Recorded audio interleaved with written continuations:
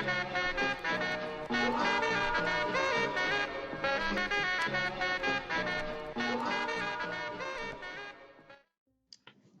everyone. This is Chris Itwell here, coming at you with another video. Different format this time, but today I'm giving you my retrospective thoughts of the Transformers movie series. Yes, the much maligned Transformers movie series. Yet, this series is actually one of my favorites. Guilty pleasure for sure, but I actually really, really enjoy these movies. They're a guilty pleasure of mine.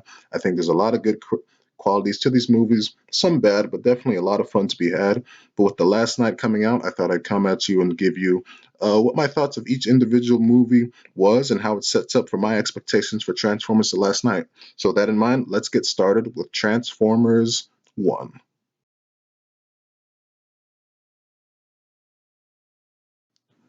So, let's go ahead and talk about Transformers 1, or let's just call it the original Transformers film, released in 2007. Now, to give y'all some background of my sort of how I felt about the Transformers franchise to begin with was that back in 2007, I only had a vague idea of the concept of Transformers. I had heard of the catchphrase, more than meets the eye and whatnot, and that there were toys. But when it came to the characters and whatnot, I had no clue really about the mythology of Transformers and whatnot.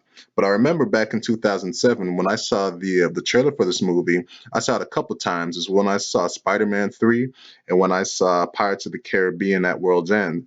I remember thinking about how cool this trailer was. I mean, at the time, the kind of effects and the action that was going on in this movie just looked so damn cool. And I remember that final shot of Optimus Prime bracing for battle and then him going at it with Bone Crusher. Great stuff.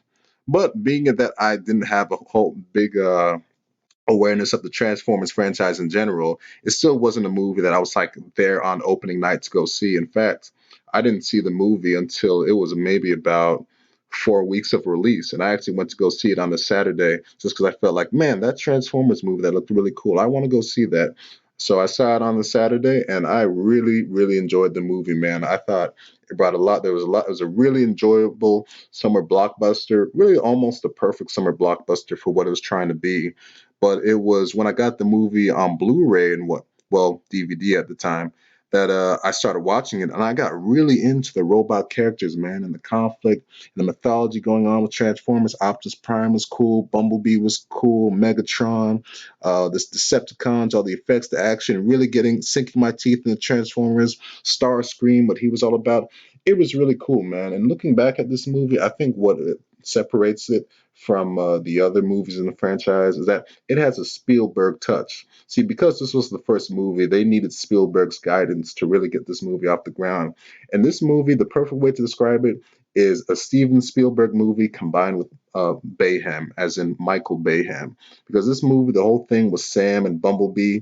I mean, that's right out of the Spielberg playbook, especially with Bumblebee not being able to speak. And then what you have with Michael Bay, yeah, he added a lot of some humor that didn't work, but obviously he knows how to bring the action and the way that he directed and the effects that this movie had going on and the final battle explosions and all the fun really made for an enjoyable movie. And why I think it stands out and why a lot for a lot of critics, it's easily the best Transformers movie in a lot of people's eyes. And I really enjoy the movie. Some problems with it is that I think the first half of the movie, there is a lot of padding, and I think it really could have been trimmed down by about 20 minutes. The first half, everything up until Bumblebee and Barricade fight for the first time needed to be trimmed down because it's really it is too much human stuff at the expense of the robots. I mean, really, for this movie, what I wish could have happened is that I thought they handled all of the Autobots really well. The team of Autobots, Optimus Prime, Bumblebee, Jazz, Ironhide, and Ratchet, great stuff. The Decepticons could have used a lot more development. We didn't get any scenes of them speaking to each other. So, in retrospective, that's disappointing. And you could have had something like that if more time in the first half of the film was spent dedicating towards that. But in the end, with Transformers 2007, let's call it the original Transformers movie. We got a movie that was really cool, a lot of fun, and a great introduction, or let's call it a very good introduction to this new Transformers franchise. So, with that in mind, move into the second installment of the Transformers movie series.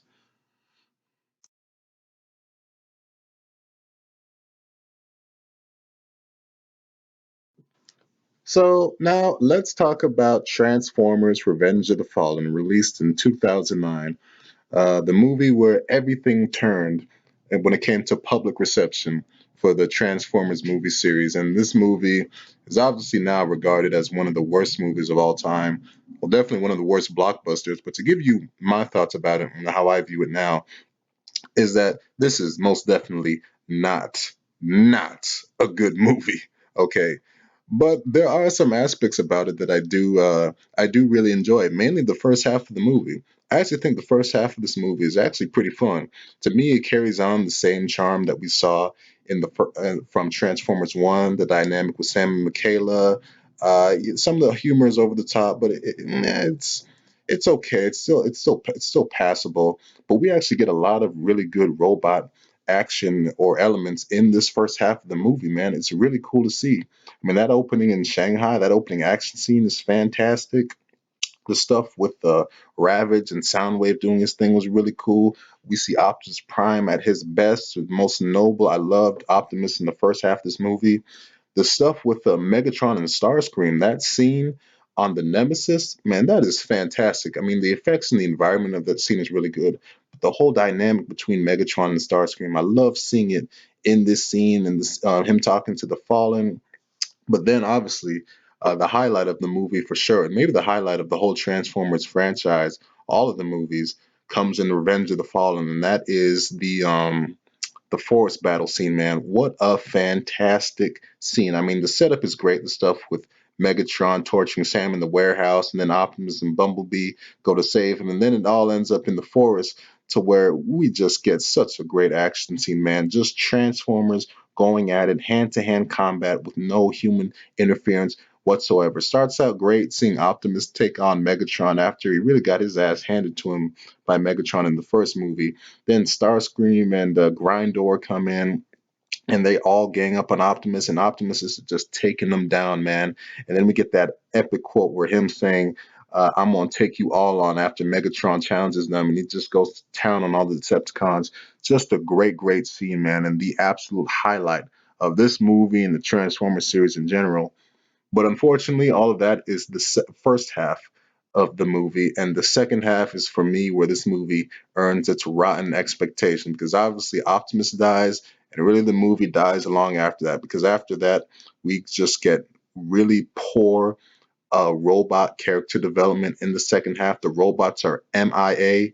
It mainly is focusing on the humans a whole lot, and it's just not enjoyable because, first of all, the humor is just turned up to freaking 11 in this movie, and it's just not good humor at all. The stuff with Simmons taking his pants off and he's got a thong on, it's just really just poor frat boy humor.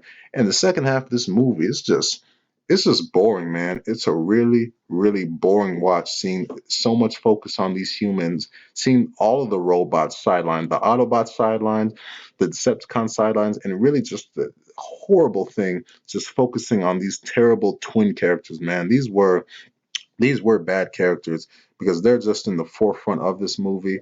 Regardless if they're racist or not, you can decide. I personally do think they are on the offensive side, but even if you take racial elements out, they're just annoying. And to see them just take the spotlight away in a Transformers movie when you got so many cool robot characters that just got no development, like Sideswipe and RC and whatnot, was really frustrating. There was some decent stuff in the Egypt battle. Um, the Bumblebee Rampage fight was cool. I guess Devastator forming was really cool. Some decent stuff with Optimus versus the Fallen, even though it was way too short.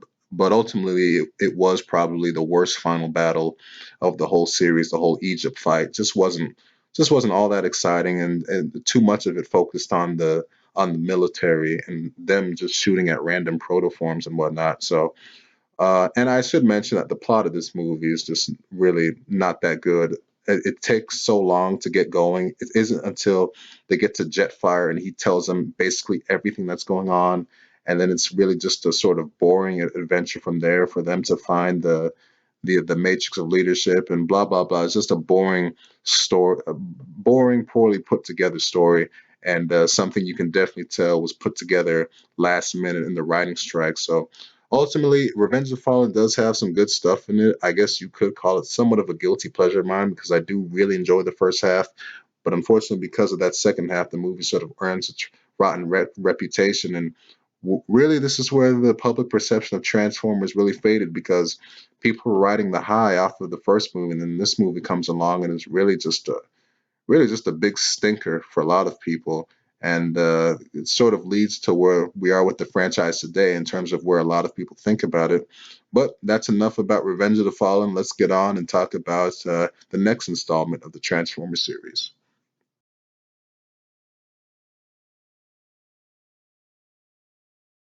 So now we move on to Transformers Dark of the Moon, the movie where the filmmakers tried to rebound from the critical reception of Transformers Revenge of the Fallen.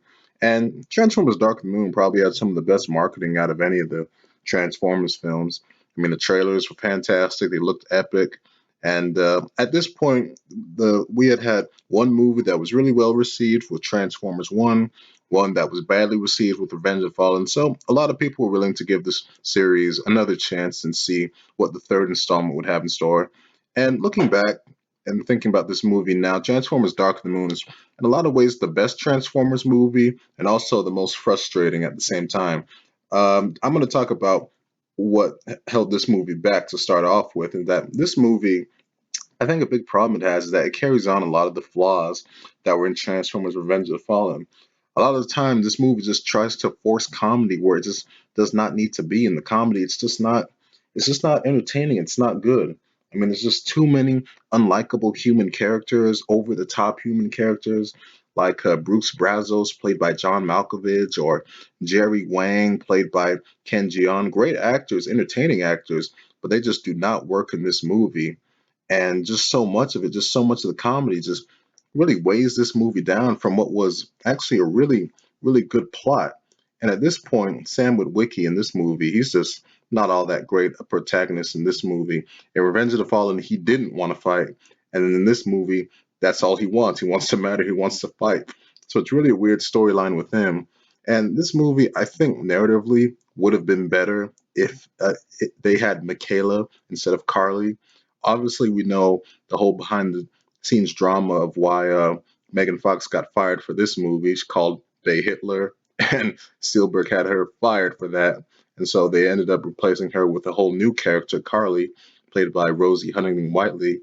But the problem is that after everything that Michaela and Sam went through in the first two movies, it would have been really better for this film if that had continued that relationship, and it would have made the scenes, well, I guess the romantic scenes, if you replace Michaela with Carly, would have made it all that much better just to see those two and how their relationship has come after all the stuff they've been through, and would have made those scenes in the final battle a lot better, in my opinion. But anyway, you can't, that's crying over spilt milk now. But in terms of what did work about this movie, man, is that this movie, it just was epic. I mean, to start off with, this movie has easily the best plot out of any of the movies, man. It's a really cool plot with conspiracies, twists. I love the backstory that they give for the whole moon landing and stuff like that, and how it builds up to just this grand final battle. And it makes pretty good use of the robots in the narrative fashion, man. I love the whole thing with Sentinel betraying the Autobots, betraying Optimus Prime being really hurt by that, the whole behind the scenes dealing that Megatron was doing and conspiracies and the stuff Soundwave's doing behind the scenes. It is really cool stuff, man. And Sentinel Prime, he was at this point anyway, probably in the series in general, he is one of the best characters, man. I think Sentinel Prime, voiced by Leonard Nimoy, who did a fantastic job in this movie, really brought a lot, and it was really cool to see this character in this franchise. And just to talk about that final battle, man, that final battle is just it is a whole lot of fun to watch. I mean, I think visually, this is the best looking Transformers movie out of all of them. And I think that final battle did, for the most part, feel pretty epic. I did at times think it focused too much on the military, but there were some really good action scenes, man, like the whole building thing, and then Optimus fighting the driller. Um, Bumblebee versus Soundwave. And then when you get to that final bit where Optimus is taking the first part where he's taking down Shockwave was just so cool. And then that whole build up with all the Autobots versus Sentinel Prime and trying to take down the army. I love that, man. I always love seeing that. And just in general, there were some other really cool characters in this movie. Like Laserbeak was really cool. I love the Wreckers, so there was some good stuff there, and lots of other good action scenes that aren't just in that final battle. Well, the main one was that highway chase. I love that, and then the whole thing with Ironhide versus Sideswipe, and then the Optimus versus the Driller early on was really good, and that just speaks to what I was talking about earlier of just being visually just the best looking Transformers movie out of all of them. I mean, watching it on Blu-ray, it's just like all the movies look great on Blu-ray, but this one in particular, all the elements just look really, really great. So overall, Dark of the Moon, it was a frustrating movie just because they did have a lot of mistakes that I wish they could have been so easily fixed. Just humor that just did not need to be there, and some other mishaps they made with the bots. But ultimately, I think it was a solid rebound from Revenge of the Fallen. I mean, this was a movie that tried to be epic. For the most part, I think it delivered pretty much and ended up being what is now regarded as probably an actual good installment in this Bayformers movie series, and a movie that I enjoy. I had fun. I can have a lot of fun watching Dark of the Moon, especially that final battle and the action scenes. Well, let's just say all the robot scenes in general. I thought were really good. So, with that in mind, let's move on to the next installment of the Transformers movie series.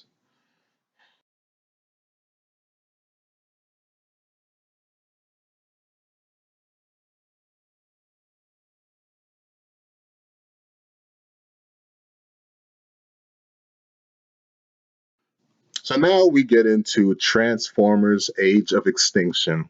This will probably be the most interesting of all of these movies to talk about. So, this movie ended up being a new direction for the series after the first three. We still had Michael Bay at the helm, and we had, for characters, Optimus and Bumblebee came back, but they were surrounded by a completely new human cast and robot cast, and sort of a story that sort of differed from what we saw in the first three movies. And this movie's reputation now is just really, really bad. It is regarded from a lot of the film junkies that you see online as one of the worst movies of all time. It's polarized even fans of the Bayverse fans like myself. Just to speak about what I think about the movie is that, look, man, I got to be honest, this is a movie I actually enjoyed. For me, this movie was able to hit a checklist of things I wanted to see addressed and improved on from the previous films, even me being a fan of those first three Transformers films. For what I did like about this movie is that I thought it gave us more, I really enjoyed that it gave us more robot screen time and characterization. I thought the robots had great personalities and they were integrated well into the storyline. I mean, Lockdown, he was a really cool villain and character, and I really enjoyed the new cast of Autobots. We got Ham, Drift, and Crosshairs, all got a lot of screen time, dialogue. Got to see them as characters. I loved the whole team dynamic all the Autobots had, so that was great. And I thought Galvatron was good as well. I liked the backstory that they gave him. I love that it was Megatron behind the scenes. I thought that was a really good utilization of Megatron, even though he was dead. The whole thing of him manipulating the humans was great, and how he was able to come back, I thought was done well. And though the Dinobots are probably the element that a lot of people have a problem with this movie, the robot element of it, anyways. I mean, yeah, it's not how I would want the Dinobots to use, but I mean, their sequence is still fun. I mean, that Dinobot charge scene, I think is really cool. And though I would have loved to see them put in the story a lot better, I mean, hey, for what it is, I can get with, and I enjoyed seeing the Dinobots in this movie, even though they could have been used a whole lot better. Another element I thought that was better or improved on in this movie was actually the human characters. I felt like a lot of times the human characters in the first three movies were just a little too over the top, specifically in Revenge of the Fallen and Dark of the Moon. This movie really toned back the over the topness of a lot of the human characters. I thought Cade was a good character. I liked Tessa, his daughter. I know a lot of people don't, but I thought she was I thought she was fine, and I liked the interactions that those two had for each other. You could tell that those were two that really did love each other and wanted to take care of each other. I thought Joshua Joyce, played by Stanley Tucci, I thought he was good as well. Kelsey Grammer was great in this movie. I thought he was a really good human protagonist, much better than, or antagonist, much better than Patrick Dempsey in Dark of the Moon. The one human character that was not good was Shane. He just had really kind of bad character development. Just some of the comments he made were not good. He went in, the actor went in and out of his Irish accent. By the end of the movie, he just gives it up. So that was not good. But for the most part, I liked all the human characters in this movie. I thought they were, like I said, more tolerable and likable than the ones in specifically Revenge of the Fallen and Dark of the Moon. And I like that this movie had good story continuity with the first movie. Even though it's a completely new cast, I love how the whole movie sort of springs off of the Chicago battle from Dark of the Moon and showing the consequences of that. And we really get some good scenes showing how that has affected the whole world and how Transformers no longer in hiding and this new dynamic of them being exterminated by Attinger and his crew. So that made for a really good element. And I think that a lot of people have problems with the China battle in this movie. The reason I enjoyed the China battle was because I liked that it was a lot of robot versus robot action. A lot of the times in Revenge of the Fallen and Dark of the Moon, I thought they focused too much on the military. In this one movie, there is no military helping the Autobots. It's just Optimus and his crew having to deal with the lockdown and Galvatron. And it's for me, it was a lot of fun, man. That final battle, seeing Hound and Bumblebee take on all the Viacons or the prototypes, I guess they were called, and then Optimus and the Dinobots come in. I mean, that whole scene, I really, really enjoy that scene, man. I know that whole segment of the movie gets a lot of hate, but I think the choreography and that stuff, I thought it was really good, man. Like this Bumblebee versus Stinger on top of Strafe and going in the air on top of that. That's really cool as well. And I don't think this movie gets a whole lot of credit for that. And speaking of Bumblebee, I thought this movie made really good use of Optimus and Bumblebee in this movie. I like that Optimus Prime got a lot more character development in this one. He has a really nice arc of him being really hurt by the fact that humans betrayed him, and that's something he has to deal with in this movie. And Bumblebee in this movie, I love Bumblebee, man. For me, this movie, I like that they really embrace his youthful side. He's really he's a teenager, and we really got to see that in this movie. That scene with him and Stinger when he first meets Stinger inside of KSI. I love that scene, and I love it every time I see it, man. And Bumblebee just had lots of really good moments in this movie, and I like that he was more wasn't a side character, but he blended in more with the team. With the other Autobots like Hound, Drift, and Crosshairs, who I also really loved in this movie. The problem with this movie for me is that it's just too long, man. This movie clocks in, I mean, without credits, it's about 2 hours and 38 minutes. A blockbuster like this has no business being that long. That is just way too long for this type of movie. And the reason why I think it got panned by a lot of critics, well, I think it is the reason it got panned because a lot of people, I mean, for a movie that's really just, for the most part, its goal is to be more style versus substance. You just have no business being that long. And what's frustrating is that about 20 minutes of this movie could have easily been chopped off by just little stuff that did not need to be there, like the whole setup with Kate and his daughter in Texas. A lot of the segments from that part could have been cut back. The magnet scene could have been chopped off. That horrible elevator scenes could have been chopped off. There was just so much that could have been chopped off. And I think it would have made for a tighter, better movie. And speaking to that, I think being tighter, the script, even though I really enjoy a lot of the elements, the movie could be a lot tighter, man, in terms of the script. Like you get into the stuff with Lockdown and his ship, I think that could have been tightened but up a little bit. And really, I think it's the whole stuff with Galvatron coming in, which is what makes the movie feel a little bit disjointed. Even though I did like the Galvatron storyline, it does feel a little bit tacked on to the Megatron storyline or the Lockdown storyline because it's really two separate storylines going on there with Lockdown and Galvatron, two different antagonists.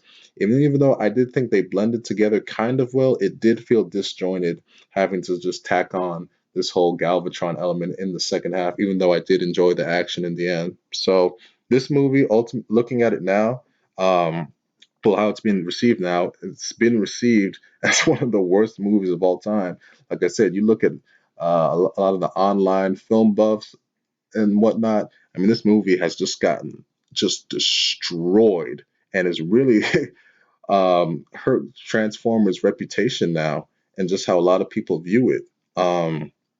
Just this movie, I think it actually has gotten a worse reception than Revenge of the Fallen. Just hearing people talk about the movie, and when you hear film people talk about Transformers now, they just sigh, just because I think Age of Extinction was just such a big stinker to them. And look, film is subjective. People are welcome to that opinion. For me, I did enjoy a lot of the elements that Age of Extinction brought to the table. Like I said, my main problem is that the movie is just too long. But anyway, I'm just one opinion.